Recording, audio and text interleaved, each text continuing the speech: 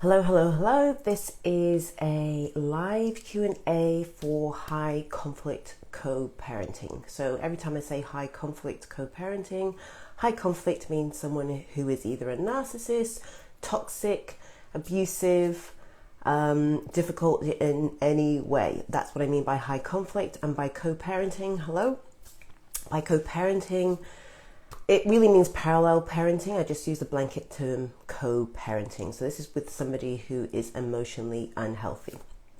All right, so I had a few questions come through. I'm just going to go through them. And if you have any questions, and hopefully I see your questions here, then I can get to them as well. Hello, hello, hello. Good to see you. So somebody asked, my 5-year-old's been punished due to lies created by the ex. What do I do? So the 5-year-old's been punished due to lies. I'm not sure the nature of the lies, whether they're lies about you or lies about the relationship. What do you do? It's up to you as the mum to protect your child. That means teaching them about certain personality types without using any terminology and obviously using age-appropriate language.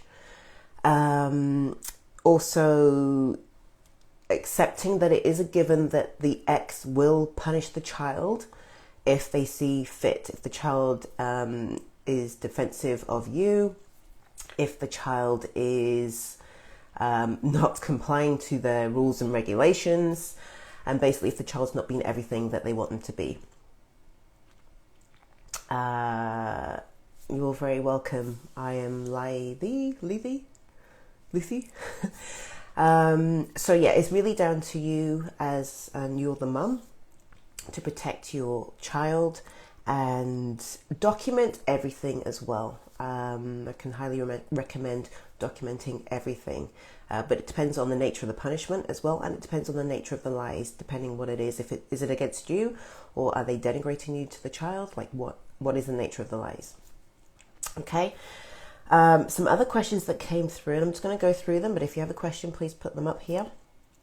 Somebody says, I know my 5-year-old son is unsafe when he is with his narcissistic dad. So that's one of the challenges. The high conflict parent doesn't think in the same way as you do about the child's safety or the child's well-being. They follow their own rules, and I think we all know that already.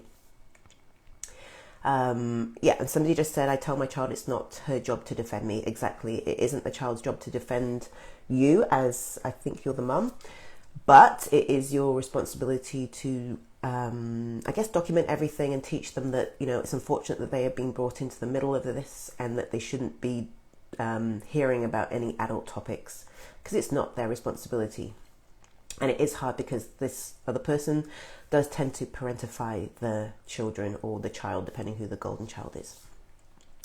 Okay, so back to feeling the child is unsafe when they're with the other parent. Yes, and it is a huge worry, and it always is a worry, and that's never going to go away. It does subside, and it depends on your ex as well, whether it's the child's safety, whether it's their well-being that it isn't being tended to, but they tend to just follow their own rules. If they're covert, they are going to do the obvious things like bathe, feed, clothe the child, and appear to be the perfect parent, but their emotional well-being will not be taken care of at all in any sense of the word. Okay. Someone else's challenge is the ex not following the decree. This happens. They, again, follow their own rules. They do what they want to do because they will not be told by a judge or especially you what they can and cannot do with what they feel entitled to. So it's down to you again to document everything. Also, too much to say in a quick response here.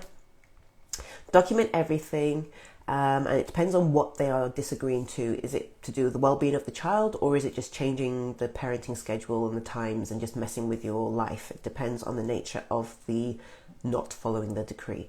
Unfortunately, it seems like there are no repercussions for not following orders worldwide. It seems like there is no comeback from that unless you have the orders change and go back to court.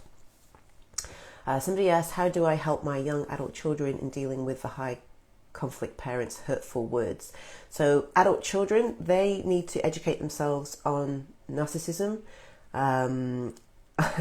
You know, they need to follow pages like mine. They need to learn all they need to learn about how to deal with this person if they're not willing to limit their contact with them or willing to go no contact. They don't necessarily have to. It depends on the nature of the damage that's been done to them and the severity of it. But adult children do eventually, for their own well-being and sanity, in most cases decide to go no contact, or at least limit their high conflict parents' access to them. Otherwise, you do ultimately get destroyed in the process, and they're going to need therapy. Depends on their age, but you know, therapy will be a good place to start educating and skilling up on having a high conflict co-parent, a high conflict parent, and also learning and having boundaries is really important and really key. Okay, somebody says day swaps, they always want more out of the bargain. Yeah, this happens. Yeah, even if it's court ordered, they want to push the limits, and that is again to do with boundaries. Hello everyone that's joined.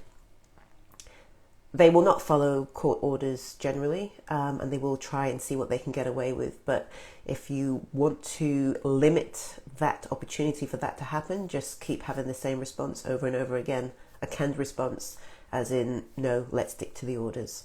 Or if you don't have orders in place, let's stick to the parenting plan or parenting agreement. You're going to have to set boundaries. And as I say so many times when I do videos on boundaries, is you need to be consistent and you need to be diligent. Otherwise, they know that you are not consistent and you're not diligent, and they will keep trying to push. Even when you are consistent and you are diligent, they will still try, because they're opportunists.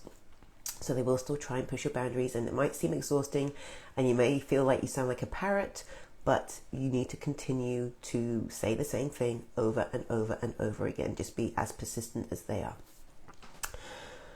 Okay, somebody said everything is a blame game and posturing. There is no emotional maturity. Yeah, there is no emotional intelligence and there is no emotional maturity. I mean, that is a given. This is how they are. You need to armor up, boundary up, have your canned responses ready. And always, and I say this, and I know it can be hard to visualize doing, but you need to be a few steps ahead. As many as possible. You know their patterns. You know if it's a few days, weeks or months before they start kicking up a stink about something. And if they've been quiet for a while, you know something's coming. Somebody said, I don't understand why my ex isn't willing to work together for the best of our 3 boys. For example, activities, swimming, football, etc. I don't let her goad me into an argument anymore. Yeah. So have your boundaries. You don't understand why she's not willing to work together, because if you want this thing over here, they want the opposite. If you agree to what they want, they get their own way. But they are not looking out for the best interest of the children. They just don't. That's how it goes. Hard to get your head around, because you're not like that. You don't think that way. That is a fact. They are never going to be looking out for the best interest of the children. So you, as the emotionally healthy parent, need to have everything in place so that you're a few steps ahead. You kind of have some tools in your tool belt to know how to negotiate with this person and to get the best for your children. I'm afraid to say, and as I've said before a few times, I'm never going to sugarcoat anything. I'm just going to tell you the truth and the facts as it is, because it's useless to you if I sugarcoat everything and make everything sound beautiful for you, because it isn't. But it doesn't have to be a nightmare. This co-parenting lark, it doesn't have to be a nightmare and it doesn't have to be exhausting. You need the right tools in your tool belt. You need the right strategies. You need to know how to negotiate with them in a way that makes them feel like they're getting their own way. And you need to learn how to communicate or not communicate, and learn when to disengage. Okay. Somebody asked, weaponizing our child against me, responding to the accusations and lies, etc. Yes, they will always use the child against you if they want something and they can't get it any other way. That's a given. They're always going to do that. Responding to the accusations and lies, I'm not sure whether you mean towards your child or towards your ex. I'll just give you 2 responses. Responding to the accusations and the lies, you know the relationship you have with your child, so find age-appropriate language to communicate your truth to the child. If you mean responding to the accusations and lies, it depends. Are they doing this in court or is it directly to you? Because we disengage any communication that is pointing fingers. Disengage with the high conflict ex, because what they think is their altered sense of reality, and it's not actual reality. So they're going to be very determined and very convincing with their accusations and lies, because they sometimes do deem that you've done something so wrong to them. And how dare you do that? Because they are entitled. And then another question is reaching a roadblock that only money and lawyers can help with, or more compromise. So that kind of thinking will really limit your options in terms of fighting this. Okay, you don't necessarily need money and you don't necessarily need lawyers. It depends where you are in the world. You can't rely on money and you can't rely on lawyers to get the outcomes that you want. You need to armor up. You need the tools in your tool belt. You need the strategies in place and the canned responses to be able to, I don't even want to say fight this. You need to be able to control the situation in your bubble, the bubble that you're in with your children, with the other person on the outside. This is what I've said in my other videos. When you're co-parenting with someone high conflict, they will always try and penetrate that bubble. They will always try and infiltrate, penetrate, burst it. You need to make that bubble not thin. It needs to be thick and cast iron, and they need to be on the outside and always on the outside. They're always going to try and come into your home, not physically, I mean mentally, in spirit. They want to come and cause trouble and wreak havoc in your home, belittle you, denigrate you, anything they can do to basically punish you, because how dare you be over there and not under my control so that I can pull your strings. And somebody said, that's so true, I was in court, get yourself educated. Yeah, and I think a lot of people get confused or think that if I educate myself on narcissism and NPD and narcissists and what they do and how they do it, I'm good. That is just level one of dealing with these people. If you share children with them and you can't easily go no contact and block them and just live your life, you need more than just educating yourself on narcissistic abuse and narcissism and emotional abuse. Okay?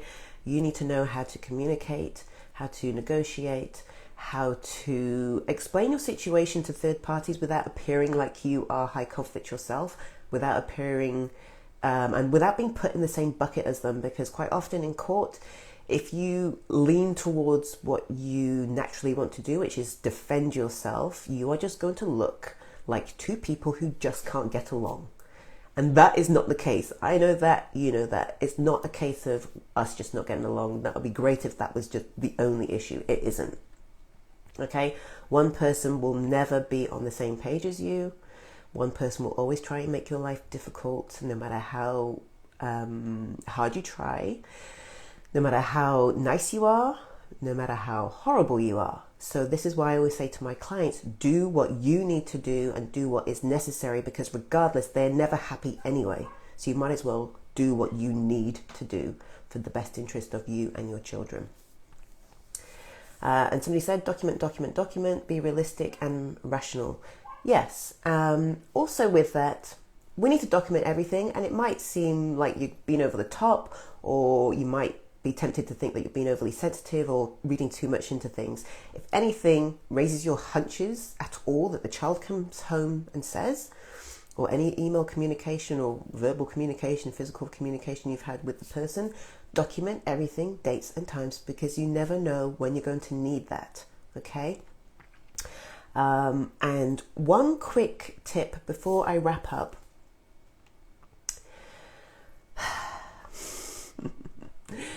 Okay, when you co-parent with somebody high conflict, please don't be tempted to text and have phone conversations with them like you were when you were a couple.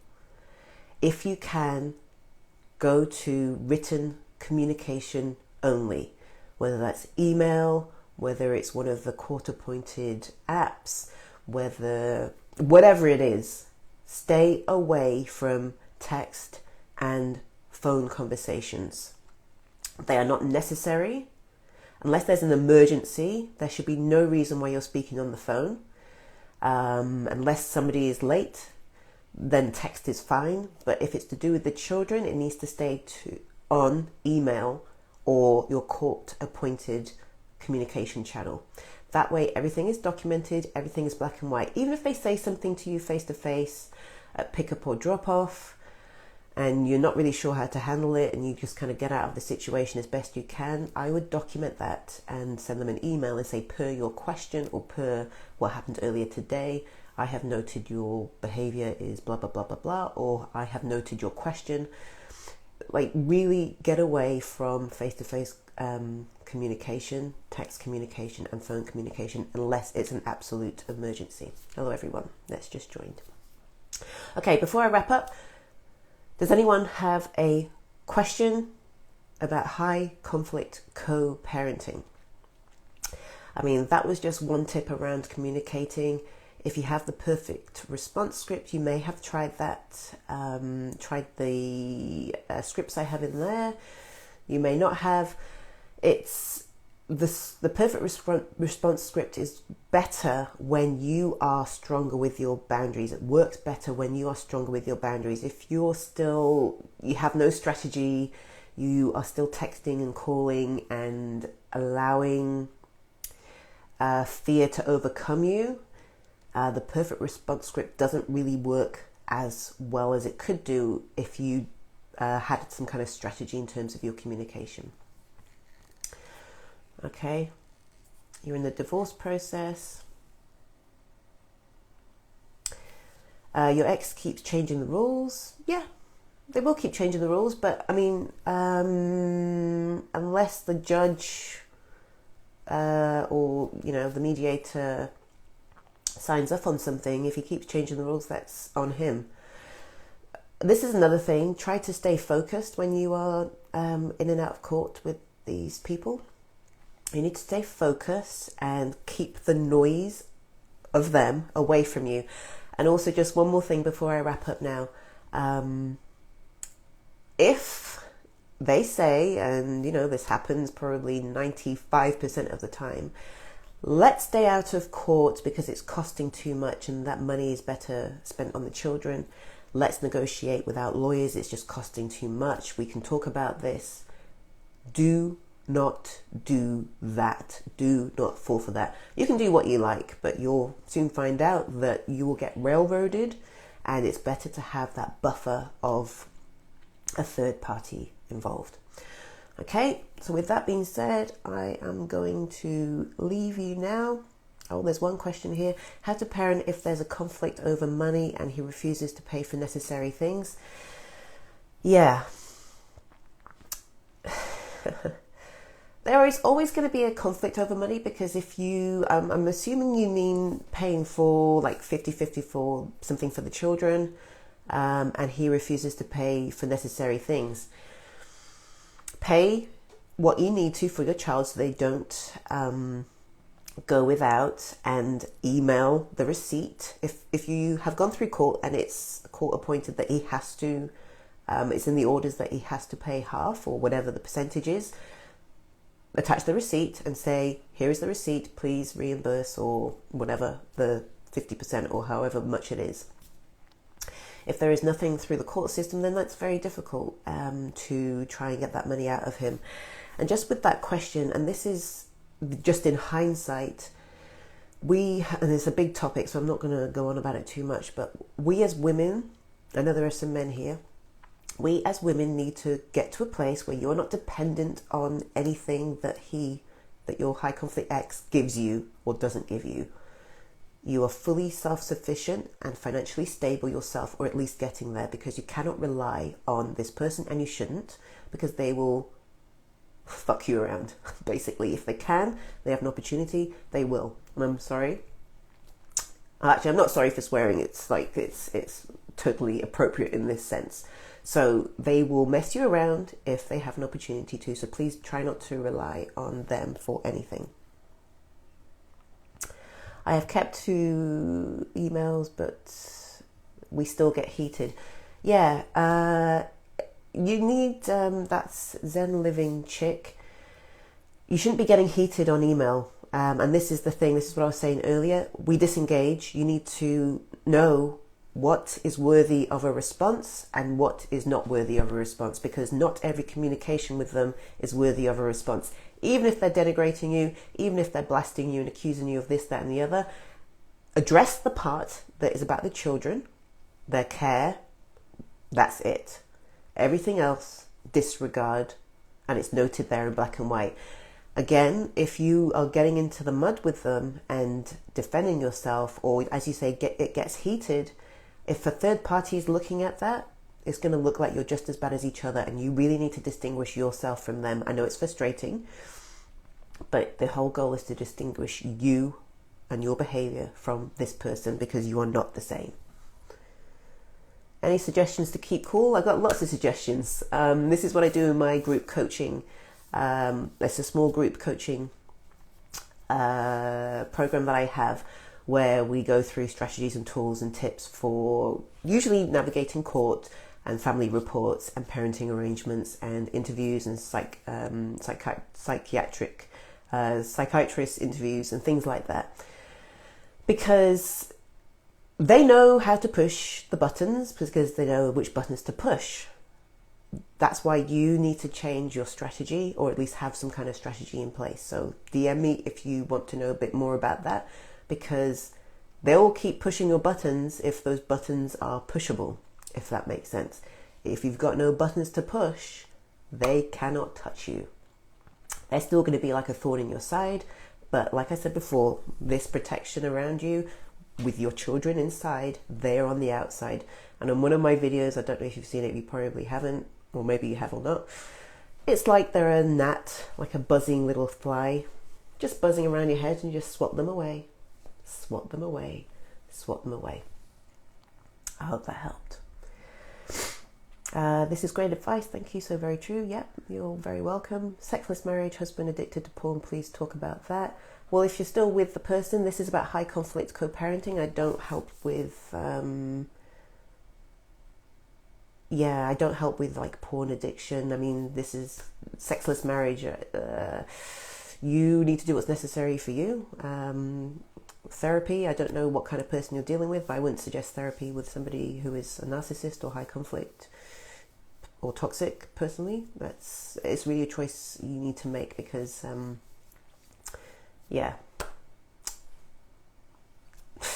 bottomless pit, that's what I'm going to say on that. Sorry. Turn off all emotions when dealing with my ex. I look at her with 1,000 hidden agendas for her own personal gain. Yes, it's, turn off all emotions.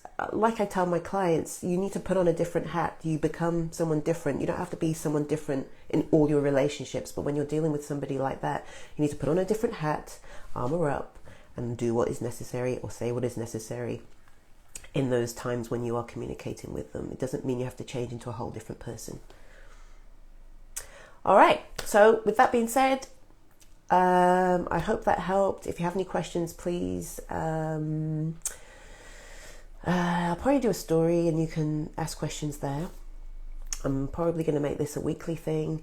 I'm creating, as I said in the last Q&A last week, some resources for dealing with third parties, with dealing with parenting orders, and dealing with high conflict co-parenting in general. So they're going to be really useful for you.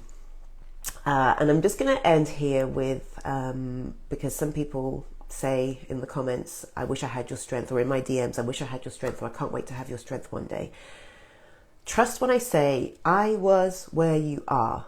I didn't just all of a sudden wake up and everything was worked out. I had to knuckle down, strategy up, boundary up, have my plan, be 10, 20, 30, 40 steps ahead, realize the patterns, accept what is, and move forward from there. So yes, I'm confident, and yes, I feel powerful, and yes, I feel like I'm in control, but it doesn't mean I can't control what happens out there. I control this. So if you need to share or steal some of my confidence, please do so, because if I can do it, then everyone else can do it. But you need to be consistent, diligent, have a strategy. That's all. This person doesn't have to be a nightmare for the next 18 plus years, because fuck that. Okay? I'm going to love you and leave you, and hope you have a beautiful day, evening, or whatever you're doing. and I'll see you next week. Bye bye.